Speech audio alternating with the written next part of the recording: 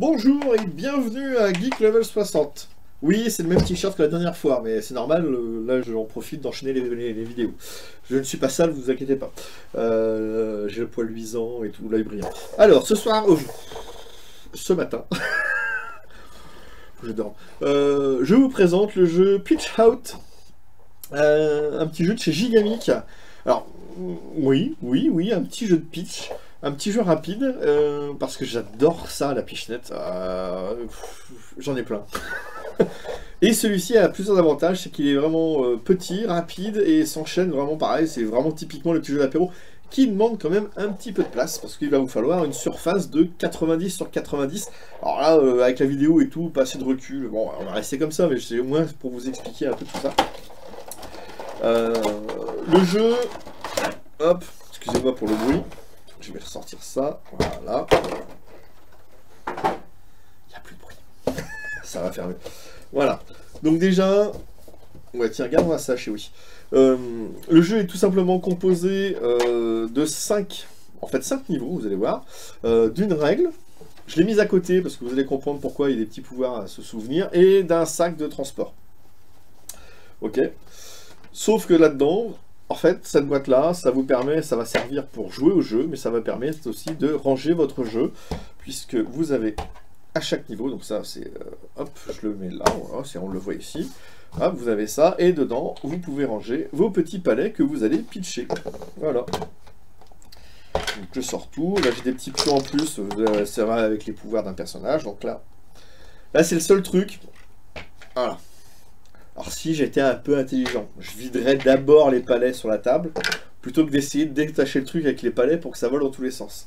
Et il y a des fois, on en manque. Donc, vous avez tout simplement donc, 5 zones. Ça, et des palets. Alors, les petits palets, des petits pions, parce qu'en fait, ça va l'avoir avec des petits pouvoirs. Vous avez différents petits pions. Normalement, vous en avez autant que chaque équipe, hein, donc 8. Et grosso modo, c'est vous avez des équipes, donc l'équipe des bleus, l'équipe des rouges, en fait c'est les humains, les fiers chevaliers contre les méchants trolls et les nécromants. Et vous allez tout simplement mettre une aire de jeu de 90 sur 90. Chaque joueur va tout simplement choisir une équipe et va prendre son capitaine. Alors, vous avez des petits symboles dessus. Le capitaine, c'est tout simplement, où est-ce qu'il est? Là. Voilà. Ça, c'est le capitaine, c'est avec... le petit symbole étoile. Comment on fait? Ben on va se mettre dans son quart, en fait, sur le plateau de 90-90, il est divisé, en fait, vous prenez un quart de la zone, donc on va dire 30 cm, vous avez le droit à 30 cm devant vous, l'adversaire aussi a le droit de 30 cm devant lui, lui aussi va prendre son capitaine, et vous allez pitcher le petit palais jusqu'en face pour savoir qui est le premier joueur. Celui qui est le plus près du bord opposé, sans être sorti, décide s'il est premier joueur ou pas. Ok? À partir de là, vous allez tout simplement mettre en place votre zone. C'est-à-dire que vous allez mettre celui-ci au centre du plateau, donc de 90-90, hein. Vous faites vite fait les diagonales, vous mettez ça au milieu, et chaque joueur a tout simplement ça, qu'il va positionner comme il souhaite, et derrière va planquer, je le mets ça, il va positionner ça comme il souhaite, et derrière va planquer en fait ses palets. Alors, vous avez plusieurs types de jeux. Vous avez le jeu standard, où vous avez 5 palets, hop, hop, hop et hop. Les 3 autres sont des personnages spéciaux qui ne sont jouables que dans le mode expert. C'est la même chose pour lui, hein. Vous avez les mêmes 5 personnages. Et il est là. Et les 3 autres, on les met de côté. C'est pour la version expert, que j'expliquerai après. Donc, bah lui, il va de l'autre côté. Hein. Hop. Et vous allez simplement placer vos petits personnages, enfin vos petits palais où vous voulez. Derrière, vous les cachez, quoi que ce soit. Mais c'est toujours dans votre quart, en fait, dans votre zone, dans votre zone de déploiement, tout simplement. Vous avez 5 personnages. Le but du jeu va être de pitcher les adversaires, pour les sortir du terrain ou les tuer. Et vous gagnez la partie, soit parce qu'il ne reste plus que le capitaine adverse, soit parce que vous avez sorti le capitaine adverse. C'est-à-dire que là, s'il a 5 pions, il ne lui reste plus qu'un, et c'est le capitaine, il a perdu. Si par hasard vous avez réussi à shooter le capitaine et à sortir de l'aire de jeu, il a perdu non plus. Et donc vous avez gagné. C'est pas il a perdu, c'est vous avez gagné. C'est un jeu qui se joue super vite, et vous allez comprendre pourquoi. C'est pas juste je fais ça, il y a de la tactique, de la stratégie aussi dedans, que j'aime particulièrement, parce qu'il va falloir bien pitcher, bien faire son petit truc, mais il va falloir aussi être malin et bien utiliser ses personnages à bon escient. Le capitaine est tout simplement donc le personnage qu'il va falloir protéger à tout prix. Donc à votre place, moi au début je le planquerai un petit peu derrière quand même, hein. Parce que s'il arrive à sortir ou quoi que ce soit, c'est fini. Et puis évitez de le jouer. Parce que moi j'en connais qui ont essayé de jouer, on tape le capitaine pour essayer de sortir, on tapait un peu fort et en fait on sortit d'eux-mêmes le capitaine. Et bah là, au revoir quoi. Tu perds toi-même, tu t'élimines toi-même. Alors je reprends vite fait le capitaine, et vous avez le garde. Alors voilà, le garde c'est le même symbole, c'est le petit symbole de bouclier. L'avantage du garde, c'est que si pour une raison X ou Y, il y en a un joueur, enfin, un des palais est éliminé, donc ça c'est un, vous pouvez simplement tuer le garde à la place et remplacer le palais éliminé. Donc par exemple, si vous sortez le capitaine, vous avez le droit de virer le garde à la place et de mettre... Donc le garde est là, un personnage, mon capitaine est sorti, pas de panique, c'est un truc de secours, je vais tout simplement remettre le capitaine à la place du garde et on vire le garde en le mettant tout simplement en le rangeant dans une petite boîte. Le deuxième, donc comme je vous ai dit, l'autre cas c'est de sortir les joueurs de la zone, mais il y a un cas à part qui est l'assassin. La tête de mort. L'assassin, lui, tout simplement, en pitchant direct, juste en touchant le palais adverse, il est éliminé. Donc merci, au revoir. Voilà, ça c'est le deuxième. Vous avez ensuite l'autre qui s'appelle le runner. Voilà, le runner. L'avantage du runner, normalement, quand vous pitchez à votre tour, vous n'avez le droit de faire qu'un seul pitch, et c'est fini. C'est à l'adversaire de jouer, de faire lui aussi son pitch, et vous allez alterner comme ça au fur et à mesure. L'avantage du runner, c'est que vous pouvez très bien, si par exemple, il y en a un qui est un petit peu mal placé, comme, alors vous ne le voyez pas, on va le faire comme ça, voilà, je suis là, je peux très bien faire une première, on va faire un truc un peu plus intelligent, hein, on va faire une première pitch pour se caler un peu plus devant, et puis là, on y va pour envoyer l'autre. On a le droit en fait de jouer une deuxième fois. Dans le cas où on n'a rien touché au premier. C'est-à-dire que si au premier, malheureusement, même un de mes joueurs, j'ai touché, voilà, j'ai frôlé, j'ai touché, je n'ai plus le droit de pitcher un deuxième. Ok? Ça, c'est le runner. Vous avez ensuite l'immortel. Alors l'immortel, grosso modo, c'est que quand vous le jouez, lui a le droit de sortir du terrain. Mais quand vous le jouez, parce que quand il sort du terrain, vous le remettez dans votre zone de déploiement. Par contre, si effectivement il se fait toucher par l'assassin adverse ou est sorti lors du tour adverse, là, cette fois-ci, il est mort. Mais ça vous permet vraiment de... comment dire... ça vous permet vraiment... C'est avec lui, évidemment... avec lui, grosso modo, c'est les coups longs et forts que vous allez faire. C'est-à-dire que si vous êtes très loin en fait d'un joueur à l'autre bout de la table et vous avez une petite chance de shooter le capitaine ou de shooter l'assassin ou de shooter un truc comme ça, vous dites toi on va essayer. Vous pouvez taper comme une brute dedans, mais vraiment comme une brute, et à partir de là, hop excusez-moi, vous pouvez taper comme une brute dedans, et même s'il sort, même si vous loupez votre coup, c'est pas grave, pouf, vous le récupérez et il revient dans votre zone de départ. Et là c'est vraiment... on va faire vraiment très fort et très vite et très loin. Ok? Donc ça ce sont, et puis je vous parlais évidemment du capitaine, vraiment c'est celui qu'il faut sauver. Le jeu est super simple. Vous voyez, vous avez déjà, on démarre avec juste ces 5 pouvoirs là, donc le capitaine, ça, et vous allez pouvoir. Donc ça va falloir utiliser, vous avez le droit, tout à fait, vous pouvez très bien au premier tour utiliser le runner. C'est-à-dire que vous n'êtes pas obligé d'alterner. À chaque, vous ne faites pas je dois jouer les 5 et après je dois rejouer les 5. Non, non. Vous pouvez très bien jouer le runner, ensuite le rejouer encore, etc. jusqu'à temps que...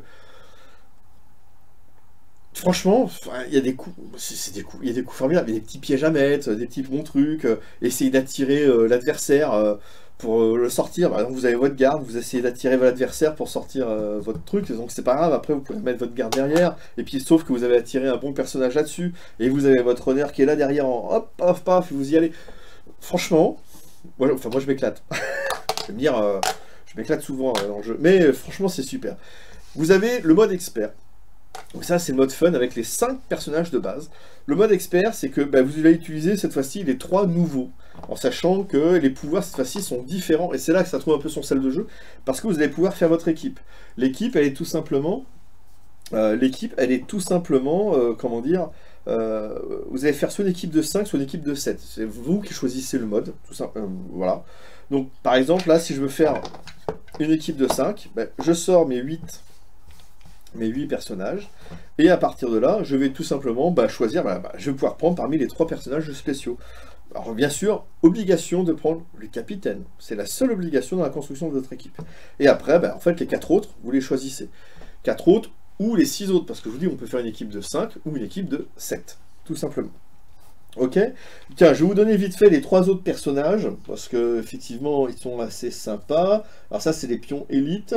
Alors vous avez le Major, parce que ceux-là, je les joue un peu moins souvent. Donc le Major, donc je disais, le Major ne peut être éliminé qu'en le sortant de limite de terrain. C'est-à-dire que si l'assassin le tape, ou normalement il devrait mourir, il ne subit pas cet effet-là, tout simplement. Donc c'est assez puissant et assez fort. C'est grosso modo, effectivement, pour aller, lui, il va chercher l'assassin, d'ailleurs.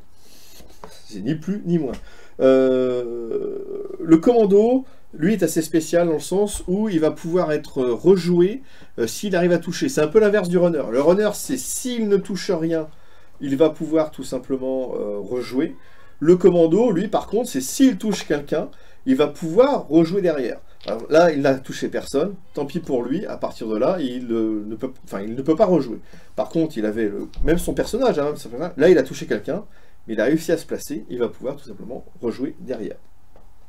Et je termine par le sapeur, qui lui, alors lui c'est marrant, il va pouvoir déplacer le dernier obstacle qu'il joue, en fait, tout simplement. Et il le replace à son contact. C'est-à-dire que là, vous avez là ce truc-là, vous arrivez à toucher le palais, le truc, en fait, il va pouvoir le déplacer en le laissant à son contact. Donc si, par exemple, il y avait un truc qui était assez embêtant ici, il va prendre le palais et va tout simplement le remettre devant. Ça va bloquer un peu l'accès ou quoi que ce soit. Donc le sapeur va changer un peu la position du terrain, et je trouve ça très très fun. On est parti pour les 3 autres. Alors l'infesté, en fait, l'infesté, alors c'est celui-ci, voilà, je le cherche. Voilà, c'est avec le petit champignon. C'est un peu comme l'assassin, enfin, c'est un peu comme l'assassin. Alors s'il touche, il est mort automatiquement. Mais si on le touche aussi en jeu, en fait, vous mourrez. C'est-à-dire que là, en grosso modo, en fait, c'est le premier à les buter, parce que quand vous allez buter le personnage, alors l'inconvénient, c'est que, là, je vais le faire, hein, tout simplement. Vous le mettez ici, je le touche, pour une raison X ou Y, je l'ai frôlé, en fait, ce personnage-là meurt, parce qu'il a touché l'infecté, mais l'infecté meurt aussi. C'est vraiment l'avantage. Franchement, c'est aller éliminer en premier, parce qu'après derrière, votre personnage que vous avez, soit un petit personnage de merde que vous ne pouvez plus avoir besoin, soit vous avez encore votre garde, et puis vous éliminez le garde et vous récupérez ça.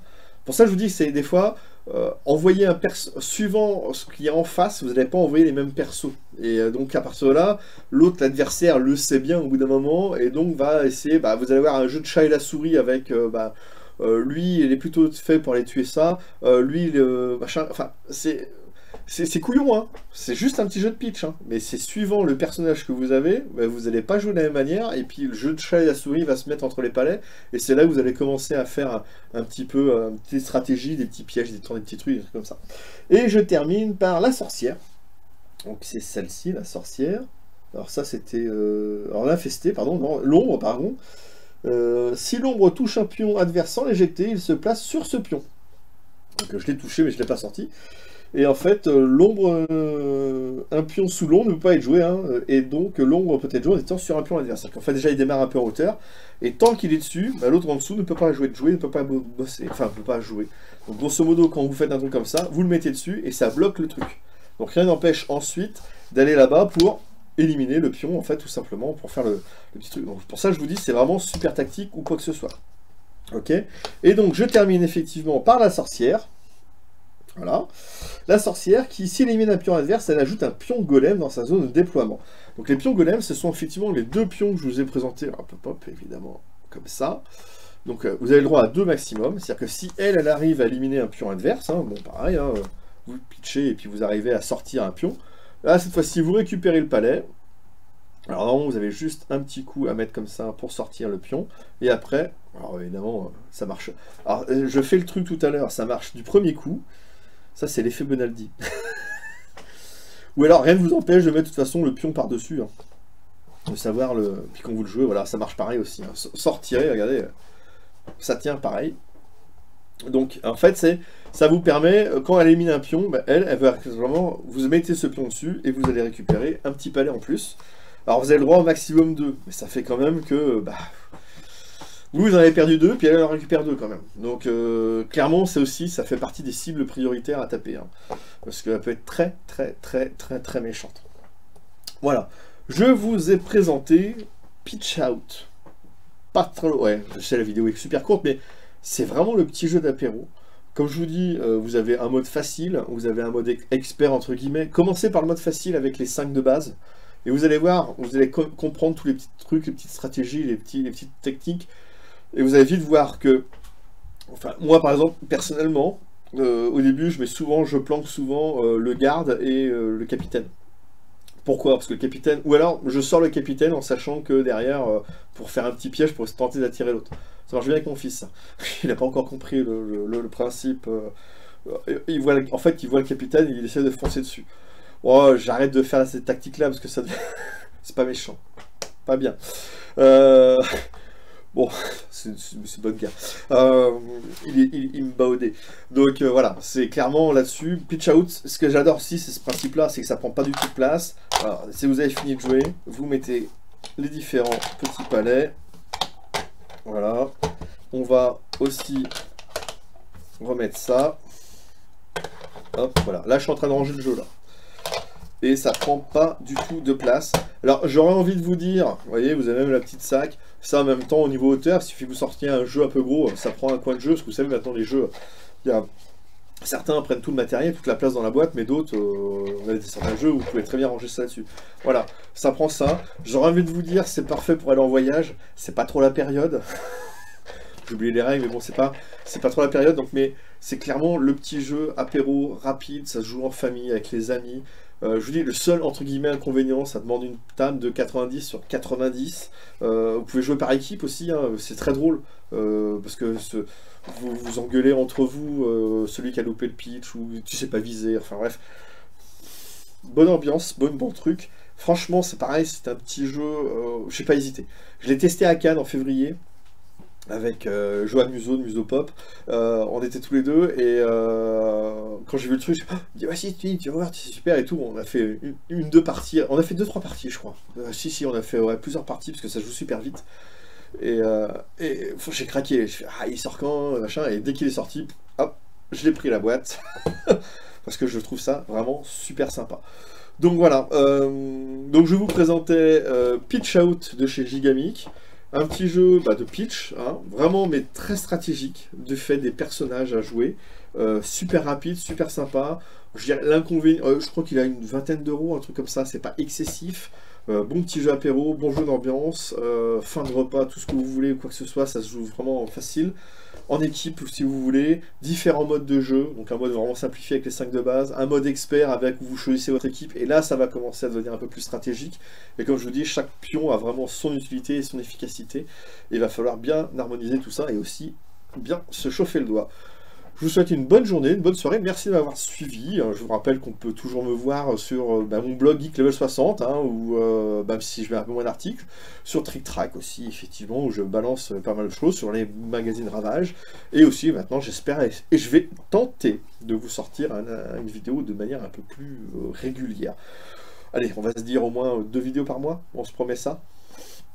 Allez, ciao, merci à tous, des poutous, et surtout sortez couverts. Ciao, bye.